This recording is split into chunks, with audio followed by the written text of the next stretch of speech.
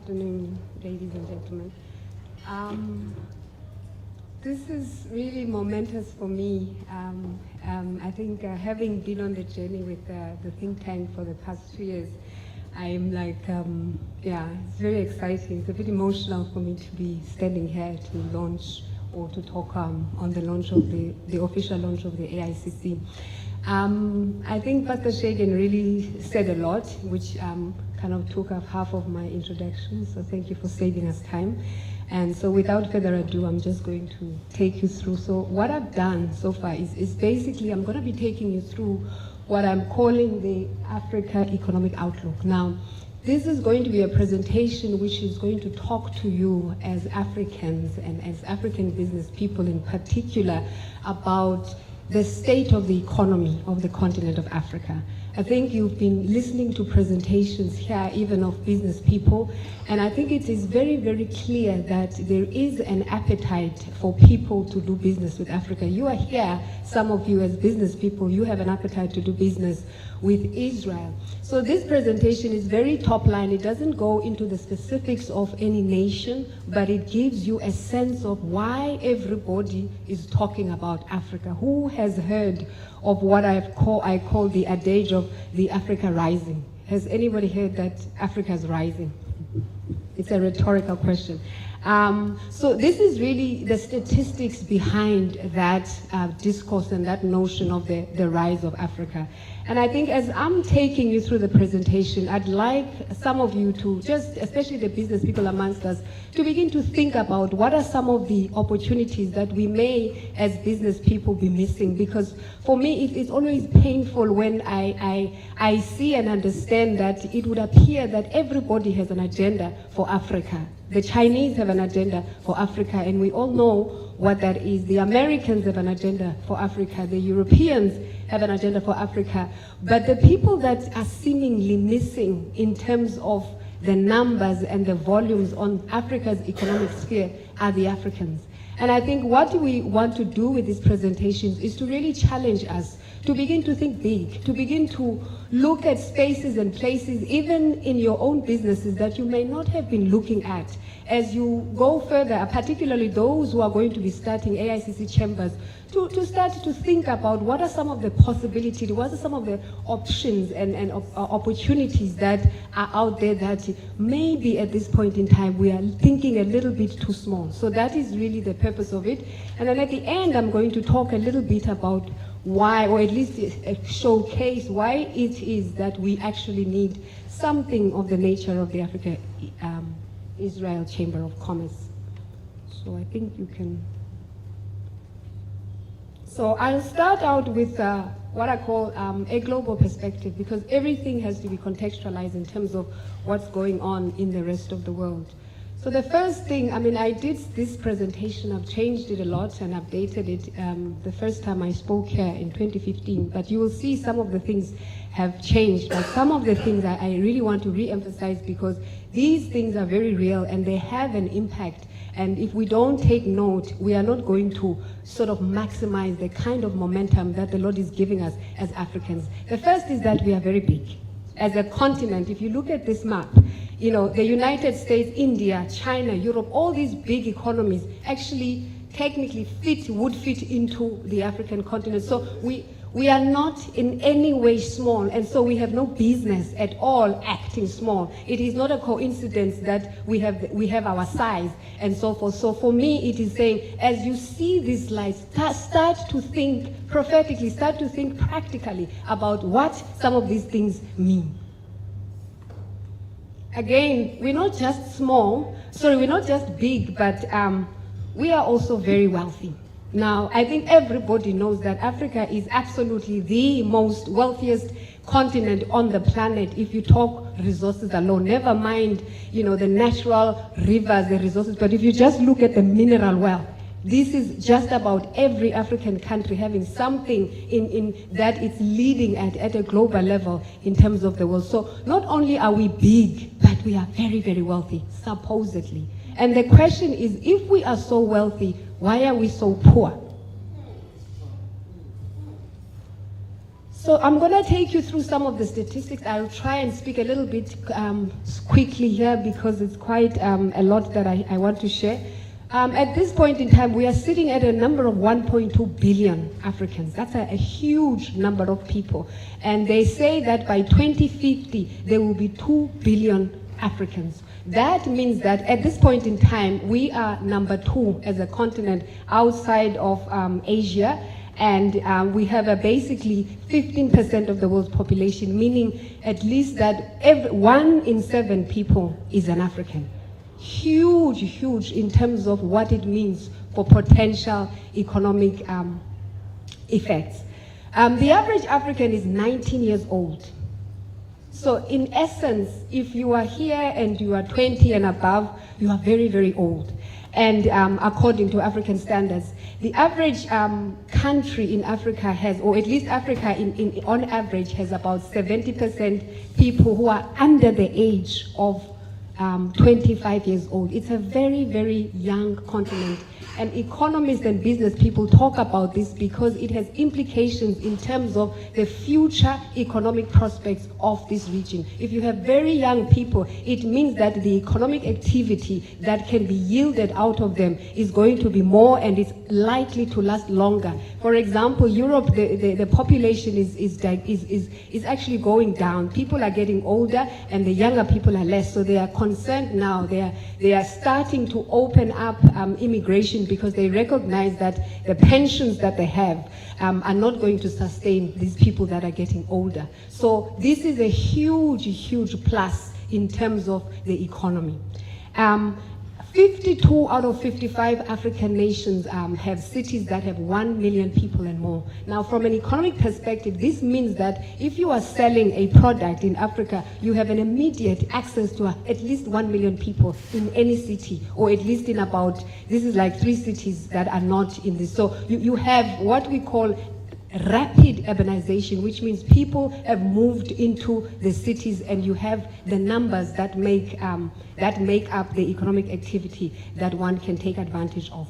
66% of urban working age popularity by 2020, meaning that a lot more people are going to be moving into the cities, and a lot more, not just people, but people who are actually working. These are the economically active citizens, people who have money, who have disposable income. So it says a lot about what is available in terms of how you can tap into these funds. 60% of the arable land of the world remains in Africa. Now, this is really something to pause and to really think about. 60% of the world, arable land means the land that is you are able to actually produce agricultural produce out of. 60% is in Africa. Now, we are a net exporter of food. It doesn't make any sense. So if anybody is here and they are in agriculture, you have heard the presentations from the Israelis about what they are doing and what they are offering. Somebody must take hold of these opportunities and somebody must do this thing, because we can't have a situation where we have land and we have the resources but we are not using it. So really, really think about it. If you know people or if you are thinking about getting into agriculture, it's really a big investment opportunity for us. We also have a 30 million strong African diaspora. These are people who are of African origin who are staying in America and Europe and other parts of the world, who are very keen nowadays to be part of the rebuilding of the continent of Africa. Again, another substantial amount of people with skills and who are able to be access to develop the continent of Africa. So what are some of the macroeconomic prospects? We are seeing growth. I mean, it's off a low base. From 2016 to 2017, the growth is projected to be about 3.4%, which is not as great as the other years when I was presenting from this table. But we are going in the right direction. If you see 2018, we're sitting at 4.3% growth. So again, our story is looking generally good from an average economic growth perspective. Another slide. Okay, look at this. So basically, who here is from East Africa? Can we give them a clap for holding us up as Africa? Anybody from East Africa? Thank you so much. Your economies are doing well. So if you look at the average growth rate in Africa at this point in time, it's These are 2016 figures. It's sitting at 2.2, which, as I said, is not as wonderful as it was. I think it was we were growing at 7% 2 years ago. But East Africa is really the people that are pushing that growth. So again, it's really about understanding what's going on in East Africa, that their economy is double the average of the continent. I think we know in West Africa is the issue of commodities, and I'm going to go into a little bit of detail about why is it really, really bad to rely on commodities for the economy. Slide. So here is, this slide is really to look to say, it's Africa's economic growth, and it's sort of trended from 2013 to 2018. But what is interesting here is the issue of what happens to Africa when you take out Nigeria. I think everybody knows by now that Nigeria overtook South Africa as Africa's first economy. We are still crying, but we'll catch up with you guys at some point. Sorry? It changed back. Ooh, somebody said it changed back and Busi's going. Stop crying.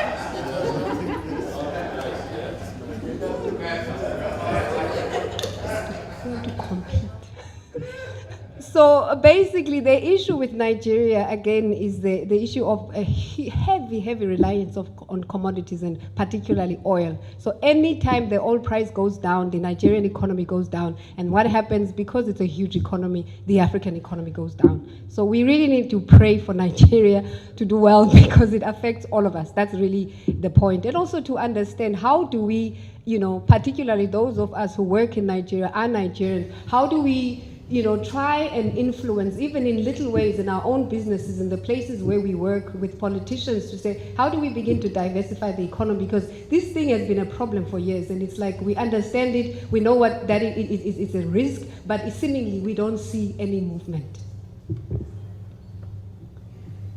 So diversification. So I've talked about the risk of an undiversified economy. So here what we are seeing is that there is a beginning overall in the continent of trying to say, we are moving in terms of how the industries become diversified. So for example, a year ago we were sitting at 17% in terms of the industry. Now it's 23%. And then in terms of services, which is something that Africa really, really needs to grasp and begin to sort of push. If you look at economies like European economies, a lot of them, they are very much services based, but they make a lot more money than us. So we have resources, we are not really maximizing them, but we also have to diversify our economies so that we are able to balance things between pure industry and productivity in that sense, and the services side. So it's about IP businesses are going to become more and more important. So this is telling you that we are slow, but we are moving in the right direction.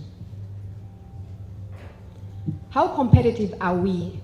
So I said to myself, competitiveness is something that is understood differently depending on whether you are an economist, a brand strategist, or whatever. So I'm going to read the definition of competitiveness so that we all live here understanding it in the same way. So it says the degree to which a nation can, under free trade and fair market conditions, produce goods that are of international standards, that are able to compete in the global market, but at the same time be able to sustain or at least grow the actual income of the citizens of the nation. So it's not just we are competing with each other and you are better than me, but to what extent is your competitiveness able to translate into money, into the banks and the pockets of the citizens of a nation.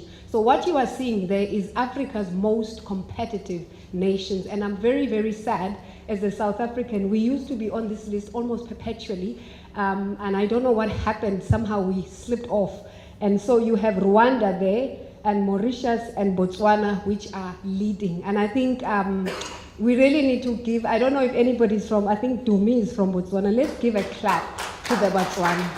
Oh, there he is taking over at the back there like he's the president already. All right, so really, really, we're seeing some progress, but I think there's a lot more that we can do as a continent. I've got very little time, so I'm going to hurry up the next few slides. So what you are seeing there is financial flows into Africa, and the only point I'm going to make on this slide because of time is look at remittances. This is money that Africans in the diaspora are sending to Africa. It's higher than the FDI, it's higher than ODA, it's higher than portfolio inflows. It means that we are not as poor as we think we are. If we were to get ourselves organized, this money could be used actually to fund, because what we do to fund Africa's growth, because what we are currently doing, we are relying on loans and we are spending a lot of money trying to attract foreign direct investment when Africans in the diaspora actually put money back into the economy at a faster rate or at a higher rate. Revenue mobilization, this is the ability of a nation to collect taxes so that there's money in the coffers of the state, so that the programs of the state can happen. So again, we are seeing in a decade about 10% growth, which is really, really good. And I think for the sake of time, I won't say more on that. Who are we doing business with? So if you look at this slide, 15% of our business is done with China, 30% with the EU, which is our traditional partners, particularly because of the historical base of colonialism. So a lot of people in Africa still do business with our old colonies. Only 15% with each other. This is very, very risky. And again, if I do have time, I'm going to show you the statistics elsewhere so that you can see. I'm going to skip the slide. What are we selling as Africans? So you see that the top thing that we are selling is chemicals and other manufactured goods, machinery and transport equipment, food, beverages and tobacco, oil, metals, minerals, and so forth. So it's very much around the resources. Again, we are not very productive in terms of creative services and all the other things. So we are still relying on what is it that we are taking out of the soil of Africa and selling to other people. We are buying chemicals and other manufactured goods, oil, metals, minerals, and other commodities and so forth. So it's more or less the same. What we are selling is what we are also buying. But what is interesting here is to see food. Food. We should not be buying food from outside if we own 60% of the land, the world's arable land. It's a travesty. It is of justice. And so, again, I'm going to keep making the point. Africa's imports and exports on services, I think I made this point that we are improving. So I think let's go from that. So to whom are we exporting? So which countries are we selling all our stuff to?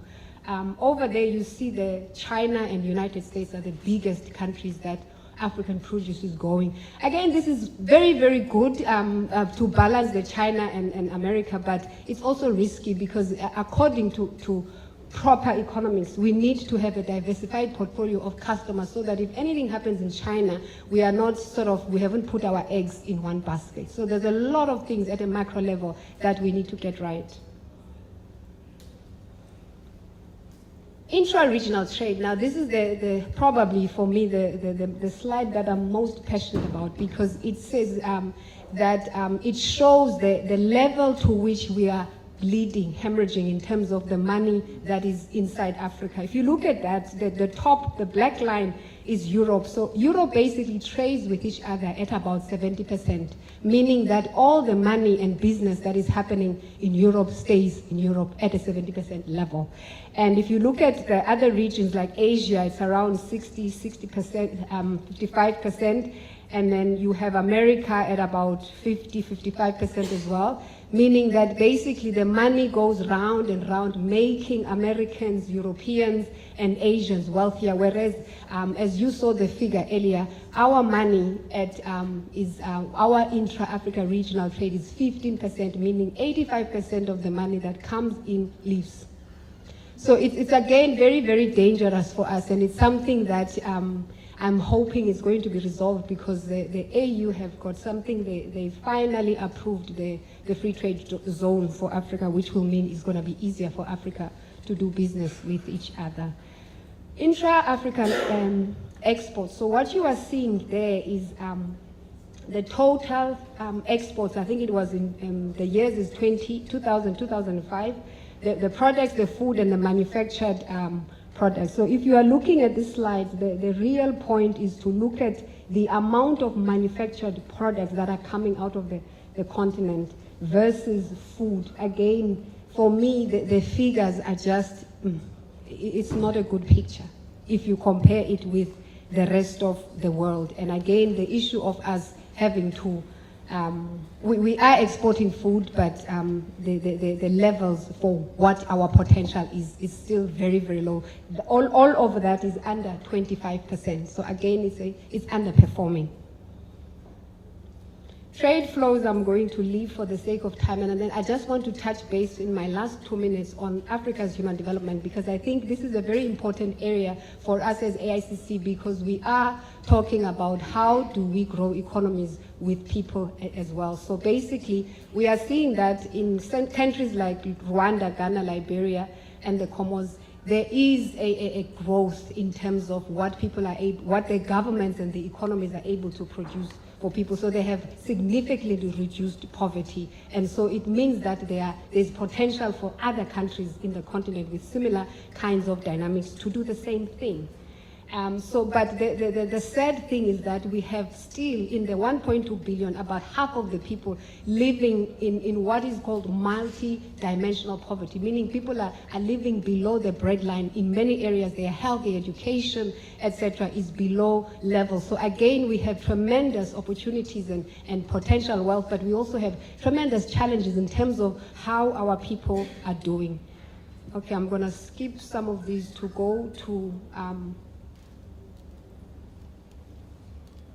Okay, I'm told that my time is up, so I'm going to take 1 extra minute to talk about why it is that it's important for us. I think you are beginning to see that we are saying with AICC, we really are saying we want to tap into all these good opportunities that are coming out of Africa to do something for the continent, and particularly between ourselves and Israel, that is going to fundamentally change the state of the continent of Africa. So as a chamber, go all the way,